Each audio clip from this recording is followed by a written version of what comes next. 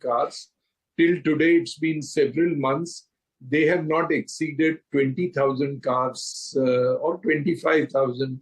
And on a best day, it could be maybe 26, 27, but average doesn't go beyond 23, 24,000 cars in a day. They made the coastal road and they said 75,000 cars will go. At best, 25 to 30,000 cars go. So all these numbers, there are fictitious number in order to justify the costs incurred, and which they do, and we are all used to these fictitious numbers.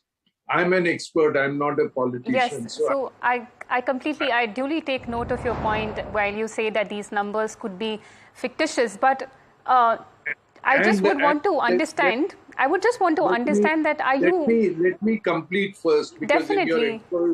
In your intro you said that the ones who edit or write the intro really need a bit of homework.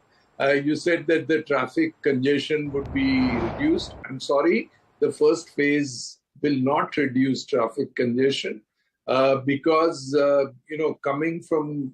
we said that these numbers are according to the calculations of MMRDA. And I told that these are according to what they have posted. And while you call these calculations fictitious, I just want to understand that is there a positive side to Metro Line 3 being built in the city? Because I'm sure it's going to... Of course, Metro Line... So if you could shed light on the positive side of Metro Line 3, I would want to understand that.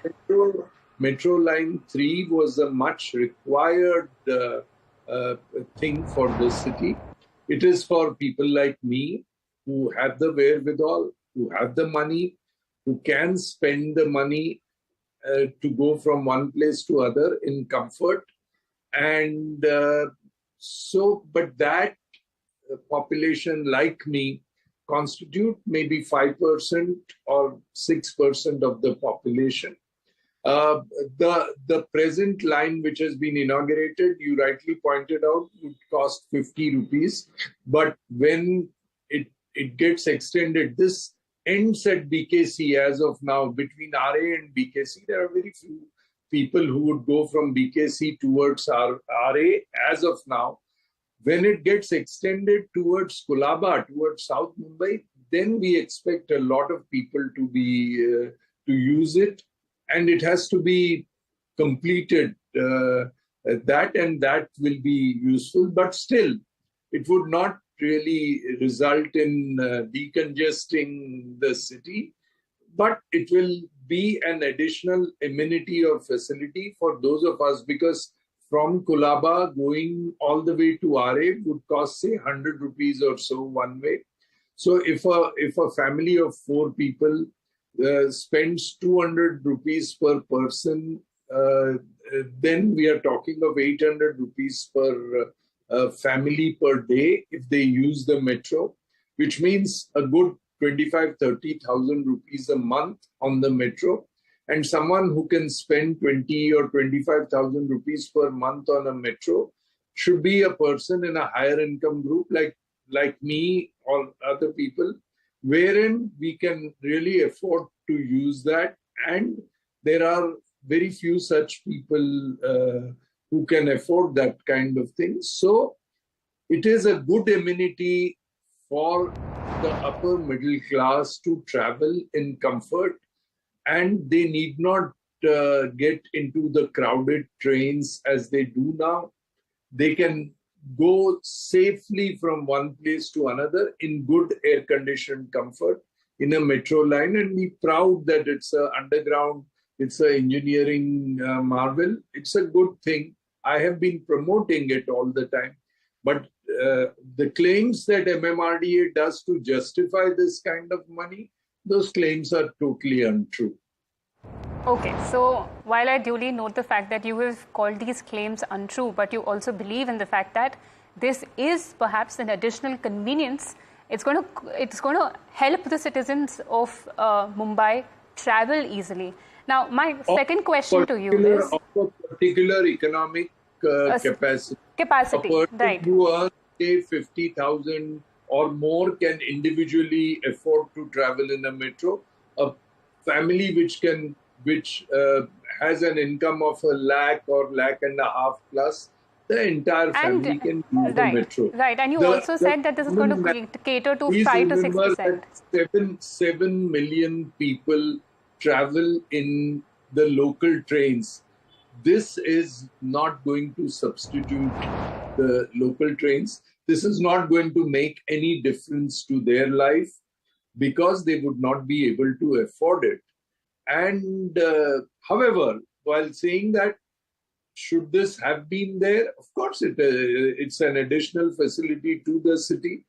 But like the existing metro from, say, Andheri to Dahisar one way and from Dahisar to Andheri another way, which has started. Before they started, they said that will also take 10 lakh people per day. It has not crossed 1 lakh people still.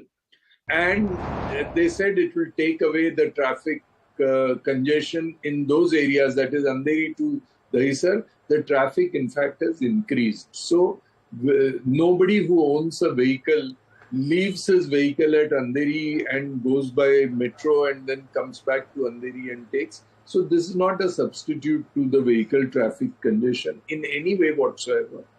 It's people like us who teach transportation subject and urban development who understand this. But for organizations like MMRDA, one of the jobs in an election year is to make these kind of tall claims. So I don't grudge them this, but I have to set the record straight, because as an expert, what my students expect, what my peers expect, and what is expected out of me is the truth.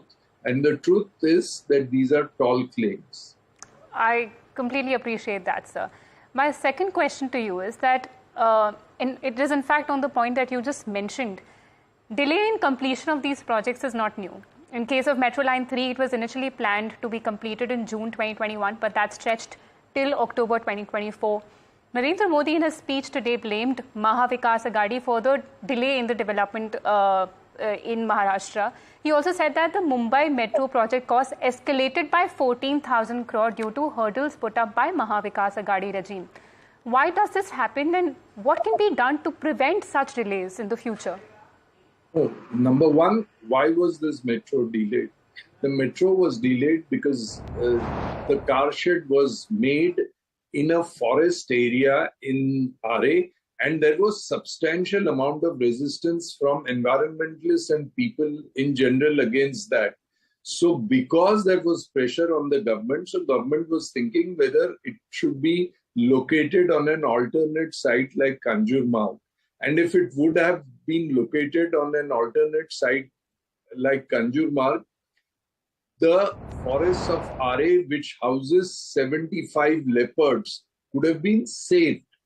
Now, I don't want to comment on political statements made by Prime Minister or the politicians of various things, because that is not for me to comment. The people have judged them in the past, and people will judge them now, and people will judge them in the future, because by and large, the politicians are in the business of spreading lies, rumors, false narratives. I'm not on those kind of things. I'm on factual position. The factual position is that if we could have done the metro by saving the RA, we would have been very happy, even if it means extension of a little bit of time. It doesn't matter. Our forests need to be saved. Our wildlife needs to be saved. Anyway, that got into political thing because the Kanjurmarg, which was suggested as an alternative, belonged to the central government, and central government did not give that land. So the earlier government will blame the central government for not giving that land, and because that land was not given, the prices have increased. So they will continue to argue against each other. One will say because of you it was delayed and that's why the increase. Now I'll take the coastal road. Nobody opposed it. There was no change. The price increased by 7,000 crores. And that happened now, 1.5 years ago. Why did it increase? The common man is not a fool not to see through this. There is rampant corruption in giving all these tenders, and it is because of this corruption that the prices increase. It has nothing to do with one political system or the other. These politicians, they need excuse to increase the prices so that they get a cut into the money that they pay to the contractor. That is the real truth. It's unfortunate, but that is the truth. Now, one political party is good or the other, that's not for me to comment. I'm not on that, and I'm not an expert in politics. I'm an expert in urban development. The price, the rate increase and the delay was for good reasons, because the public went on a hunger strike to save the forests, and I feel that the forest saving was important. And Right, if sir. at that time the central government would have given the Kanjurmarg land, Right. which it deliberately did not give, the delay would not have been done. So all politicians are the same. They are all equally to be blamed, and they are making a fool out of the electorate time and again. Right. So why did the price of the coastal road increase when nobody had put any obstacles to it? And suddenly it has increased in the last 1 year. So what would the Prime Minister, how would he justify those 5,000 or 6,000 crores increase in Understood, the coastal? sir. Understood. So he can blame the earlier government for that. So they are all of the same, this thing. There was no need for increase in the coastal road prices. It could have been controlled. But these are way beyond an expert's thing. I can't comment on the corruption. And Right. that is what results in the increase of prices. Right. Thank you for that answer, sir. Now, you said that you are an expert at urban development, and I would like to ask you something on those lines. Mumbai is known for its congestion. There are so many people traveling on a daily basis. What do you think if Metro Line 3, projects like Metro Line 3 and the Coastal Road, they're all aimed at reducing traffic congestion on the roads? What other projects or what kind of projects do you think can come and be a part of Mumbai's urban development to reduce traffic congestion according to you? That will also be sustainable. How many vehicles are there in Mumbai to reduce traffic congestion? 7 lakh vehicles, 4-wheelers. Now, what is the population of Mumbai? 1 crore 20 lakh people. What is the average occupancy of vehicle? Is 1.2 sometimes, and sometimes even less, because a vehicle with a driver goes with a child to drop the child at the school and comes back empty, goes empty to pick up the child and comes back. So at best it serves 8 to 10 lakh people. That is not even 10% of the population. Now a scheme which serves 10% of the population, how would that decongest the city?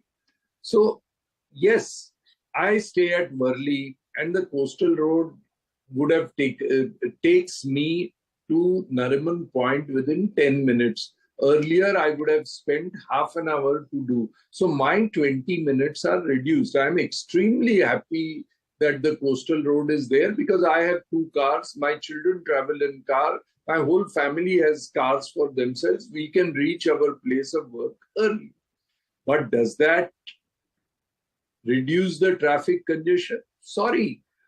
Otherwise, because there was traffic congestion, I may not be taking the vehicle. I would have taken an Ola or an Uber. But now, because I can go faster to the island, to Nariman Point, and come back faster, I'm tempted to take my vehicle there. So what happens is more people are tempted to come by their vehicle because the commuting time is reduced. And what happens in Nariman Point is that there is traffic congestion. So at the entry point of the coastal road and an exit point, there is a traffic congestion which takes 10 to 15 minutes. So my total time taken is practically the same. I only am satisfied that I have gone from Worli on to Churchgate within 10 minutes, but to reach my destination after coming out of the road, Right, it takes sir. 10 to 15 minutes. So traffic congestion, curing traffic congestion by creating the coastal road or this thing is a kind of a myth. It's an advantage to people like us who have multiple cars. some of our time is saved, but we are not the city. Understood, The sir. city, You the have city, the city is the 7 million people who travel in the local trains, and 65 accidents happen per day, resulting on an average 20 deaths every day. And no one is paying attention. Instead of spending so much money on these flamboyant schemes for people like me who have the wherewithal, if 10,000 crores or 20,000 crores would have been spent on the local network, making it less congestion and ensuring that people who get thrown out of the local trains and die as a result of overcrowded So that is trains. exactly what I want to ask you. When you say you have very clearly highlighted the problems right now, but I want to ask you that how exactly do we strengthen the local network? There are accidents that happen. Tracks get flooded. You've mentioned them, but what are those kind of projects that we can look forward to? Yes, the Planning Commission, which now is called Niti Aayog, had conducted a complete study on this, and they found that if 30,000 crores could be spent, the entire local line, that is from Churchgate up to Virar on one side, from VT up to Kalyan and Karzat on the other side, and from VT up to Panvel and from Panvel to Karzat on the third side. So the harbour line, the Central Railway and the Western Railway, all the services could be doubled by creating a two-tier, one on the road and one elevated railway line, so that the existing railway services could be made better, more efficient, and nobody, maybe everybody may not get a seat to sit, but nobody will be thrown out because it's overcrowded. And money was given for that. The study was complete and the work was to start. But then the lobby of contractors who want to do the metro and other things lobbied against it, because the tenders for the railways would go to Delhi and the local people won't have any say or a cut into that, and that scheme was shelved. That is a scheme would have really made the life of Mumbaikars a bit more easier. And that scheme was approved by central government and money was sanctioned for that, but that took a back seat. And all this network of metros. I'm not against network of metros. Metros are important also. But right, when you have 1 crore 20 lakh population, and so say you have 1 lakh crores to spend, out of that 1 crore 20 lakh, 70 lakh people go in trains, 20 to 30 lakh go in public buses. Now, my priority should be that from that money, most money go towards amenities which take care of the problems of these 80, 90 lakhs of people. Right, sir. But I'm afraid that that's all the time we had for this edition. The money goes towards benefit for people like me, who are slightly better off, the upper middle class, right, and the poor remain totally at lurch because they do not have the wherewithal to explain. As an expert, unless we stop the deaths in the trains, unless we make our bus system more sustainable, all these flamboyant schemes will go a bit of way for 2, 3, 5% or 10% of the population, which includes me. I'm a beneficiary, so I have no reason to complain. Right, sir. That doesn't solve the city's problem. And to say that solves the city's problem is cheating the poor people of right, this sir. Right, sir. But I'm afraid that we're running out of time. Thank you so much for being so honest and candid with us. Thank you for joining us, sir, today. I'm an expert in urban development, and what you will get from me is an honest and expert opinion. We appreciate that, sir. Totally. Thank you so much. It's nothing to do with political views of people. Definitely. Duly noted, sir. Thank you so much for joining us. Well, that was Chandrasekhar Prabhu's critical views on Metro Line 3. But at the inauguration event, PM Modi thanked Japan for the help which they provided in making of this metro. He also didn't lose the opportunity to attack the opposition for delaying the project. Listen in. Aarey से BKC Mumbai की aqua line metro का शुभारंभ भी हो रहा है। इस line का मुंबई के लोग काफी समय से इंतजार कर रहे थे। मैं आज जापान सरकार का भी आभार व्यक्त करना चाहता हूं। जापान ने जापानीज इंटरनेशनल कोऑपरेशन एजेंसी के जरिए इस प्रोजेक्ट में बहुत सहयोग दिया है। इसलिए ये मेट्रो एक तरह से भारत जापान मित्रता की भी प्रतीक है। Well, that's all for now. Thank you for tuning in to this special coverage. We'll be back with more. Stay tuned to NDTV Profit.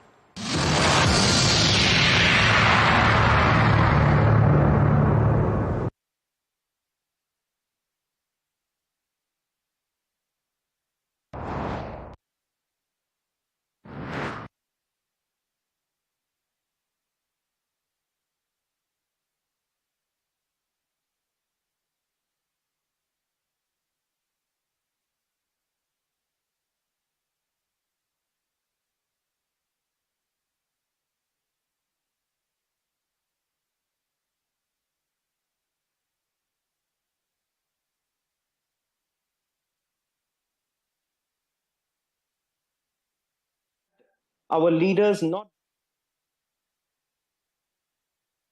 we would have been in a position to form a government in this assembly election.